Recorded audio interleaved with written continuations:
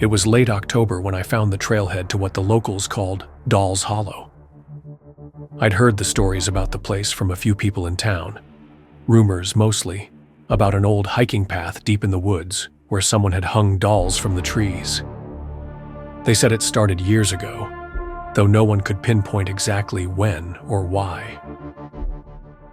There were even whispers of witchcraft or some tragic history, but I didn't buy into any of that. It seemed more like a creepy local legend to me, just the kind of thing that small towns use to spook outsiders. The truth was, I had been curious about Doll's Hollow for a while. It was off the main hiking circuit, a little more remote, and I liked the challenge of exploring new places. The idea of walking through a forest full of dolls sounded eerie, but in a way that piqued my interest, not scared me. So, one quiet Saturday, I grabbed my gear and set out to find it. The trailhead wasn't marked, of course, another detail that only added to the mystery. But I had done enough asking around to get rough directions. After about an hour of walking, I found what looked like the start of an old, overgrown path. It was narrow and clearly hadn't been used in years. The trees loomed close on either side, their branches already heavy with the early autumn leaves. A cold breeze rustled through them, the air damp with the promise of rain. I stood there for a moment, staring at the narrow opening in the trees. It felt like stepping into another world, one untouched by time. I shook off the uneasy feeling creeping up my spine and started down the path. The further I went, the more the forest seemed to close in around me. The trees grew denser, their branches twisted and gnarled, reaching out like skeletal fingers. The wind had died down, and now the only sound was the soft crunch of leaves under my boots and the occasional creak of wood overhead. About half an hour in, I saw the first doll. It was hanging from a low branch, just ahead on the trail. The doll was old, its once white dress stained and tattered, its porcelain face cracked. Someone had tied a thin, fraying piece of twine around its neck, and it dangled there, swaying slightly in the breeze. I stopped in my tracks, my heart skipping a beat. It was one thing to hear about something like this, but seeing it in person was different. The doll's black, glassy eyes stared blankly ahead, its face frozen in an expression of eerie calm. I wasn't scared, yet. But the sight of that lone, broken doll hanging there in the middle of the woods sent a cold shiver down my spine. I took a deep breath, told myself it was just some harmless prank or local tradition, and kept walking. As I continued, more dolls began to appear. They were scattered throughout the trees, some hanging from branches, others tied to the trunks with rope or twine. They were all different sizes and styles. Some were old porcelain dolls with cracked faces, others were rag dolls with button eyes and faded fabric bodies. But they all had one thing in common. They were all damaged in some way. Some had missing limbs, others had their faces shattered or scratched. One had no head at all, just a tattered dress dangling from a branch. I tried to brush it off as someone's idea of art or an old ritual, but the further I walked, the more unsettling it became.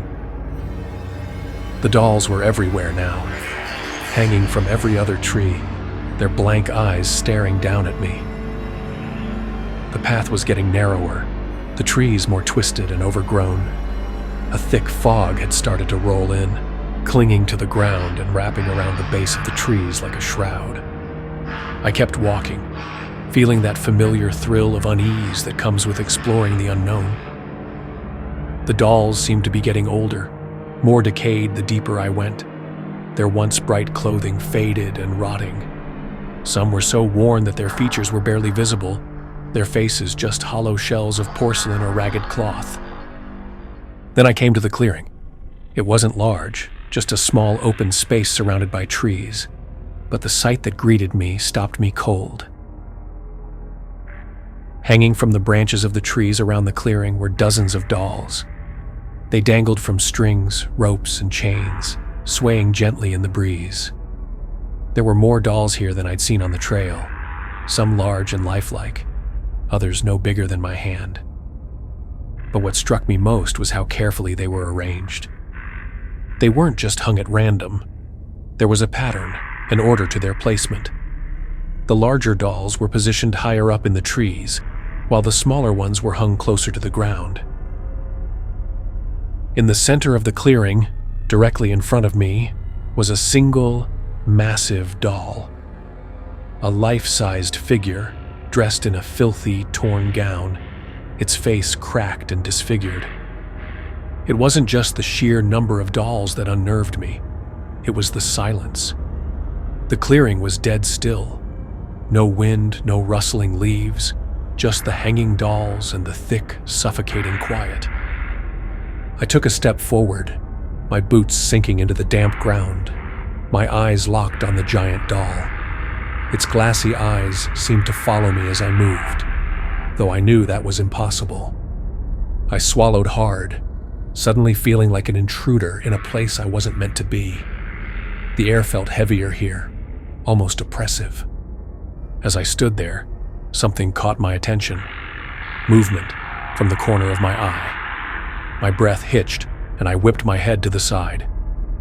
There, in the trees just beyond the clearing, I saw it. Another doll, but this one was different. It wasn't hanging from a branch like the others. Instead, it lay on the ground, half buried in the leaves, its body twisted at an odd angle. Its face was obscured by the fog, but something about it felt off, wrong in a way I couldn't quite place. I stepped closer, squinting to get a better look. And then I saw it. The doll wasn't lying in the leaves. It was standing. It was a person, their body hunched over, barely visible in the fog. They were dressed in tattered clothes, their face hidden beneath a hood. A wave of panic shot through me as I realized the figure wasn't moving. They were just standing there, watching me from the edge of the clearing. My heart pounded in my chest as I took a step back, my mind racing. What were they doing here? Were they the one who had hung all these dolls? Or were they here for something else? I didn't wait to find out. I turned and bolted back the way I had come, my feet pounding the trail as I sprinted through the trees. The dolls seemed to blur past me, their glassy eyes watching as I fled. The fog thickened around me, and the path felt like it was closing in, twisting and narrowing as if trying to trap me. My breath came in ragged gasps, my legs burning as I pushed myself faster. I didn't stop until I burst out of the trees, back onto the main road where my car was parked. I collapsed against the hood, panting, my heart still racing. When I finally looked back, the trail was shrouded in fog, the trees looming like silent sentinels. There was no sign of the figure I'd seen in the clearing. I never told anyone what I saw that day in Doll's Hollow. No one would have believed me anyway. But every now and then, when the wind is just right and the night is quiet, I think about those hanging dolls and the figure in the fog.